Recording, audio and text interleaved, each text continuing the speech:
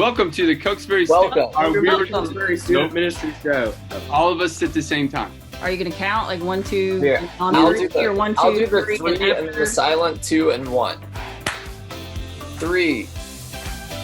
Welcome to the Cokesbury Student Ministry Show. No, you said all right, just follow me. Here we go. Welcome to the Cokesbury Ministry Show.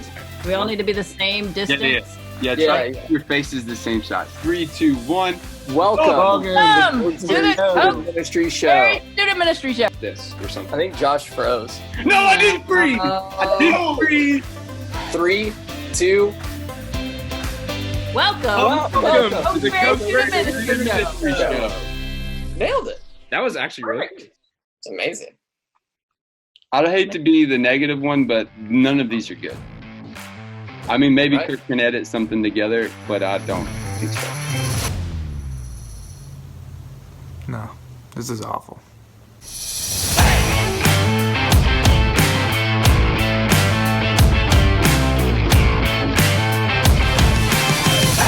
All right, hey guys, we got a great game for you today, and a game specifically for video conferencing, FaceTiming, whatever you're doing. It's easy to play with anyone around the world. And you know what? You can definitely do this. I mean, look at you. You're on the internet right now. You can do anything. Great job. So I've got the guys with me here. And so all you do is you just grab one thing around your house or office, and then I am going to describe it to them, and then they're going to draw it, and then the first person to guess the item correctly will win. All right. Are you guys ready? Ready. Do it. All right. So I'm not going to use my hands, just my words. All right. Struggling here. Okay, so we need a long, skinny triangle, vertical. It doesn't matter. Yeah, make it vertical, long, skinny triangle, and then you want to kind of tee off that triangle with like a smaller triangle. So inside, at the top, just tee it off. You make it look like a T. Yeah. And then on one side, you can pick the side, draw something that kind of, just draw like a smaller square. It's like a smaller square. And then opposite of that, you want to draw kind of like, imagine a bullhorn, like the horn on a bull, the animal, that pointed down. So or like a Viking horn that just pointed down. Man, I've gotten this so wrong. That's what I got. But move your shapes like to the top. Oh, okay. Yeah. Reed is closest so far. Yeah. So remember, long skinny triangle, and then capital T off that with Yeah, what is that, Reed? Axe? No clue what this is. Yeah, I know what that is. Hammer. Oh, wait, okay. I've been saying long, skinny triangle. I meant to say long, skinny rectangle. Oh. Because I was just like, why did the three of you not draw at all? What? This game is like really easy if you're not an idiot, like obviously. So. Yeah, Reed, you're so close. You're so close. Everybody's a long, skinny rectangle. Yeah, man, close. Lose the triangle at the top. Okay, Reed, what is that? It's a hammer. Ah! Oh, it's a... Let's go. I didn't even draw it right at all, but I got it, baby. Oh my goodness. There you go. And that was Draw Something. It's as fun as you want it to be. So you can even switch it up, put a bunch of items in the bowl, draw a bowl, time it, play speed rounds, however you want to do, play Draw Something, either at home or with anyone around the world. Thanks, guys. Yeah, thank you. Good times.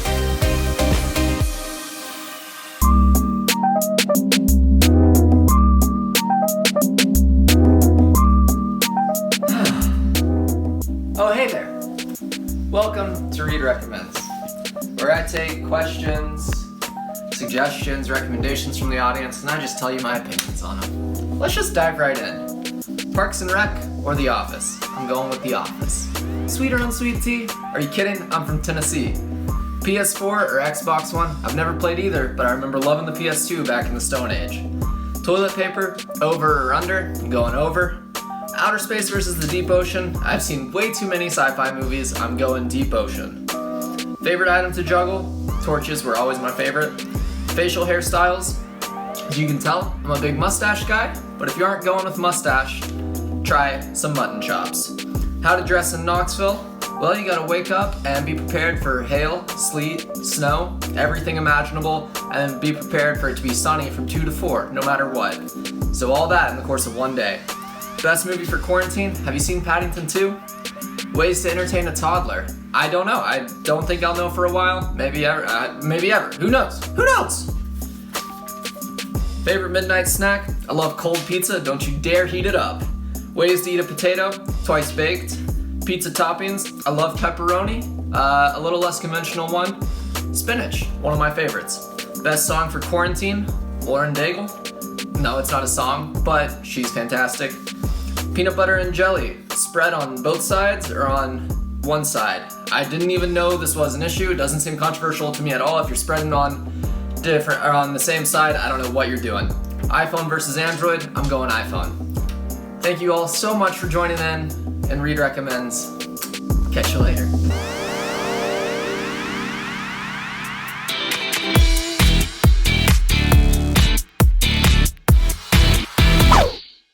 Hey guys, welcome back to the Cokesbury Student Ministry Show. We have your favorite recurring segment here, the joke of the week and the meme of the week. I'm here with Joshua Stuckey, as you can see.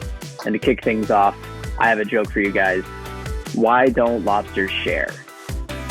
Why? Because they're shellfish. That is All right. beautiful. Yep, and I'll throw it over to you, Joshua, for the meme of the week. That is beautiful. All right, what's up, guys? Back with some memes over here. This week, instead of a little SpongeBob, we might have found the reason why everything is happening around us, all this quarantine. And with the meme that you see up here, it says, guys, I found the blame for 2020. All right, so when you look here, you see a guy holding an umbrella indoors, open, major bad luck. Breaking a mirror, that's just a sign of assault right there.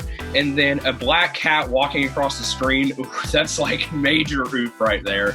And then Friday the 13th is circled in over here, which is, major bad luck day. Also, horror movie, don't know if you've seen it. I've never seen it, and I get really scared of horror movies. I scream like a girl. And then finally, he's walking under a ladder. He's just looking at 2020 and saying, bring it on, give me your best shot. And that's what's happened so far, which is great, so it's okay. And that's your meme of the week, guys. Well, thank you. All right, that was the joke of the week and the meme of the week.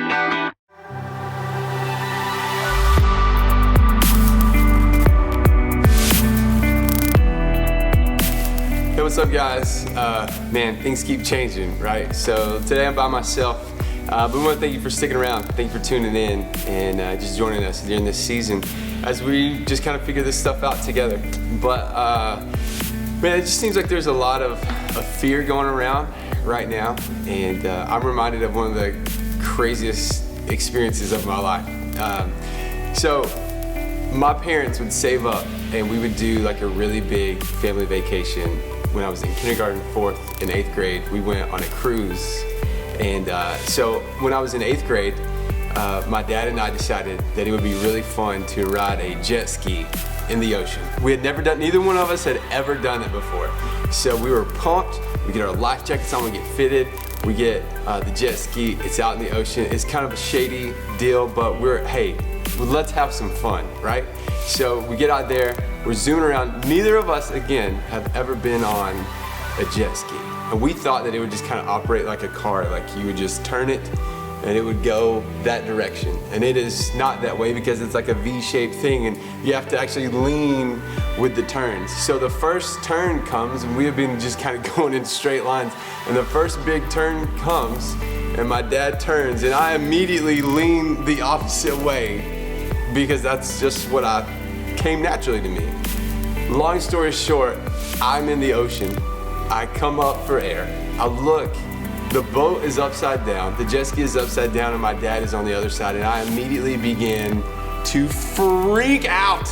It was the most harrowing experience of my life. My dad comes over to me and I just immediately like grab his shoulders and grab his neck and grab his head, and I'm pushing him down and I'm help, help, help. I mean, we are just screaming, and I am trying to drown my dad to save my own life, because there's just so much chaos and fear and panic happening right now. And then finally, he just like grabbed my jacket and lifts me up and goes, "You're wearing a life vest." And we swam over the boat and we kind of calmed down and we waited for other people to come and help us because we had no idea what was going on. But I thought for sure that was the day I would be eaten by a shark. And that would be a terrible family vacation story. To have to, every Christmas, just be like, "Hey, you remember that time, that vacation where my leg was eaten off and here I am?" That would be the worst vacation possible. But I think of that because right now I feel a lot of those same emotions. Like, you know, I just kind of look around the world. You can check Twitter, you can check the news, whatever, and that still feels like I'm drowning. Like I'll just grab whatever I can to stay literally above the water and not die.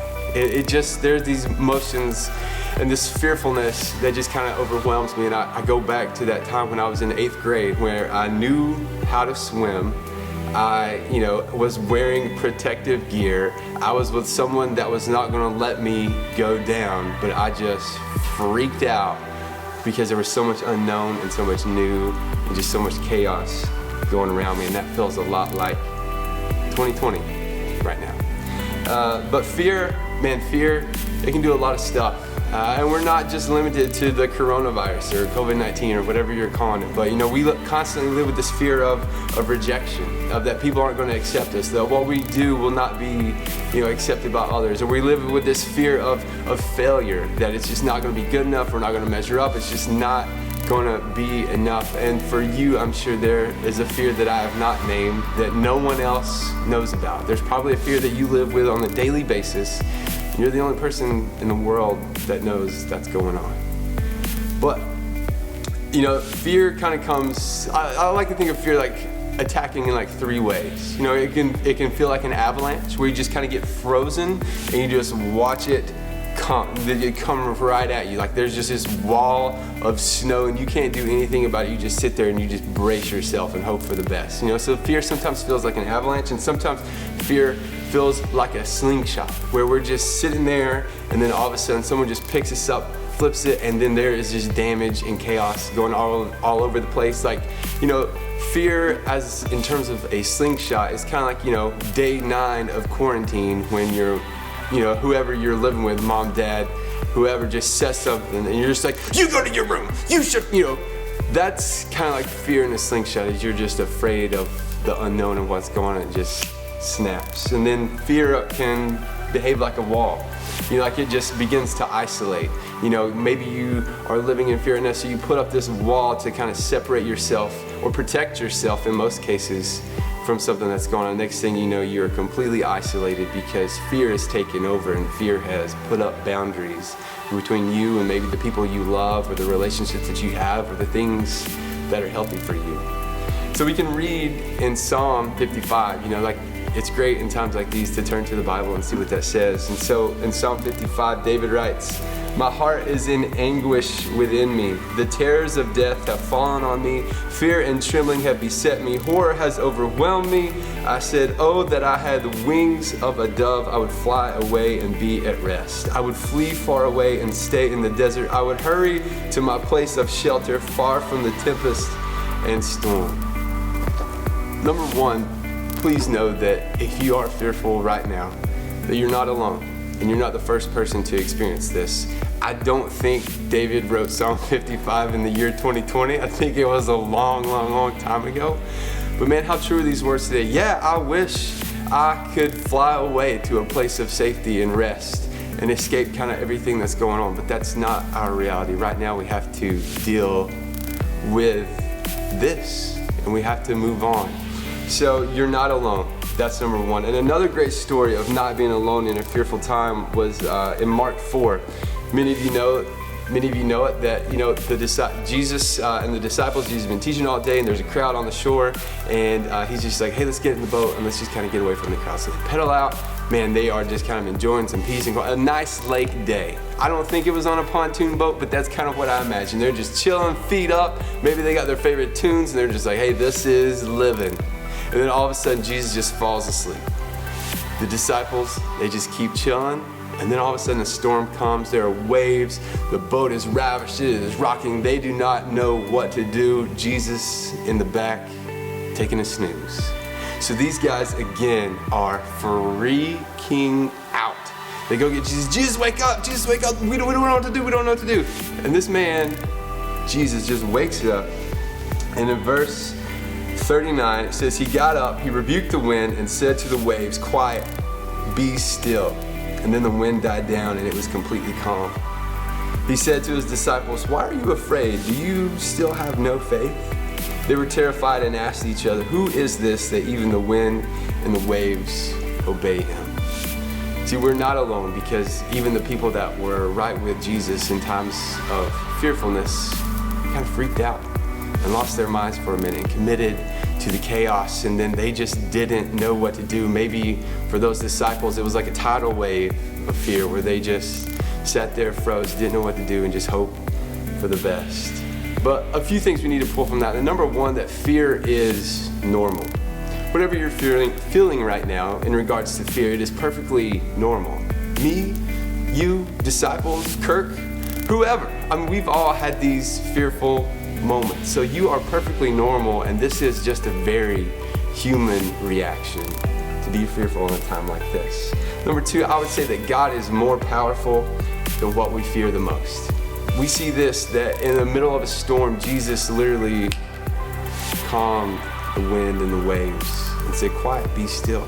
We have a God that is more powerful than anything that we could possibly imagine. And our God is a God that can simply conquer our fears. We just celebrated Easter. We have a God that defeated death. What can this man not do? And number three, most importantly, we have to remember that Jesus is in our boat. Whatever's going on around us, Jesus is in the boat with us.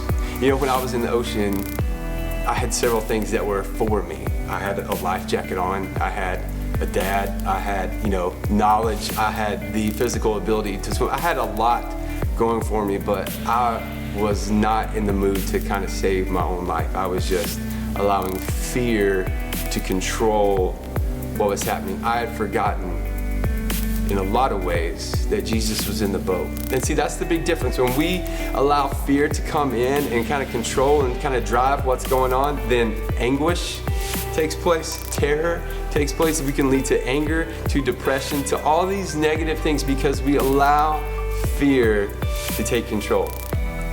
It drives us away from God, and we lead to this place where we're not fun to be around, we're not fun to be with ourselves. Man, we are in a place where we have no hope, we have no peace, there's really no love, there's no grace, there's just fear and feeling like you're stuck.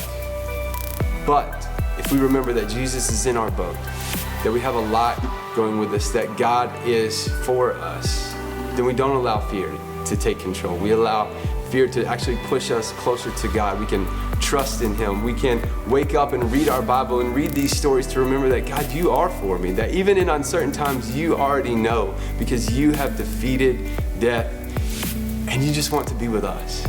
See, right now, there's a lot of fear going around, but I don't want to live in fear. I choose to live in hope. And I hope you're the same way. I hope that even in uncertain times, we put our trust in God. We remember that Jesus is for us. We are not alone. And that certainly we can do this together, but if we lean into God, we can experience grace and be gracious to ourselves. We can know what love feels like. We can feel peace in our every day because there is so much more with a life with Jesus than a life without. I hope we choose Jesus. I hope we choose peace. I hope we choose hope. And I hope we don't choose fear. Recognize it, but pull it into the light and say, we're gonna deal with this because I've got people that care about me. I've got a God that loves me, and I want to draw closer to Him today. Let's pray together. Dear Heavenly Father, we thank you for today. We thank you for being in our boat, for being on our side, for being on our team, for just loving us no matter what. So God, even in uncertain times, may you bring peace. May you remind us of your hope, of the cross and what the Easter message represents. And God, may we continue to live in your love and love those that we come in contact with, even if it's from a distance. God, we thank you. In your name I pray.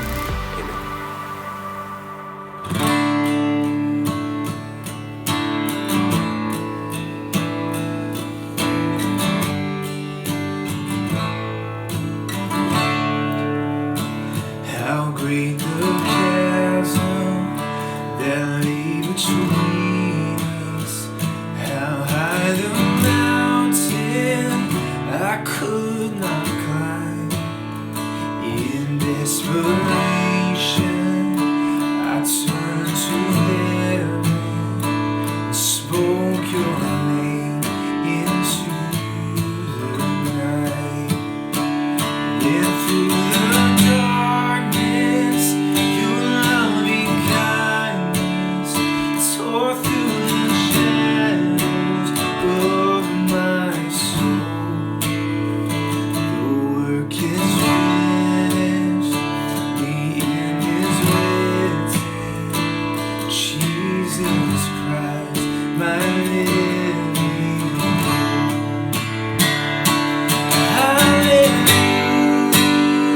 Hallelujah, praise the one who set me free. Hallelujah, death has lost its grip on me. You have broken every chain. There's salvation in your name, Jesus Christ, my living hope. Then came the morning that sealed the promise. Your very body began to breathe. Out of the silence, the roaring lion declared the grave has no claim on me.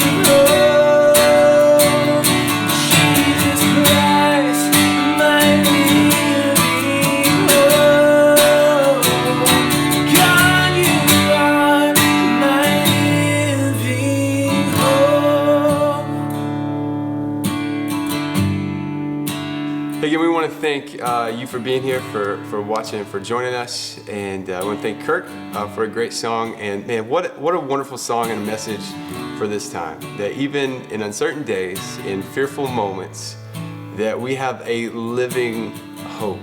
That not just the hope in some idea or some man that came and lived and died, but it's a living hope, because the story of Easter reminds us that death was defeated, that Jesus is alive, and that he's coming back. So even when we're feeling unsure of ourselves or not totally sure what's going on, be sure of this, that Jesus came, he died, but he rose again. And one day we get to experience that peace and that freedom of life with him. We thank you for joining us. Check you out next time. Be well.